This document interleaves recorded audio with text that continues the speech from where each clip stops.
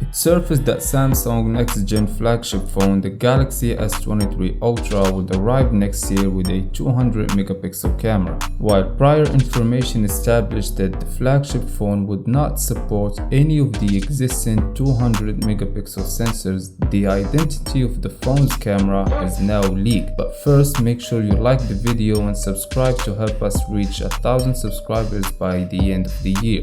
A new report came in today. According to Korea IT News, Samsung is planning to feature a 200-megapixel camera on one of the Galaxy S23 series smartphones, the successor to the Galaxy S22 Ultra that is scheduled to be released next year. According to a report by Korea IT News, Samsung is planning to feature a 200-megapixel camera with the announced ISOCELL HP2 camera sensor on one of the Galaxy S23 series smartphones. The Galaxy S23 Ultra could be the only handset in the series to be equipped with the sensor. According to the report, which claims that Samsung's mobile experience division has conveyed this information to major camera partners of the company. Rumors suggest that the Samsung Galaxy S23 Ultra would carry over the same telephoto specs in the Galaxy S22 Ultra, with some software improvements thrown in, and is unlikely to adopt the Galaxy Z Fold 4 under-display selfie camera.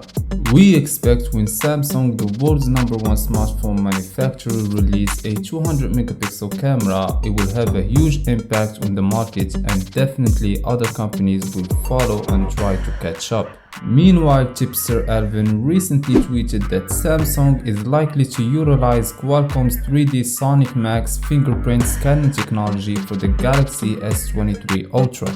This sensor reportedly has a large scanning area and a rapid scanning speed, which could significantly reduce the unlock times and reduce errors while authenticating users. As always, for the latest news and updates on the tech world, make sure you subscribe and leave a comment to be featured on the next video.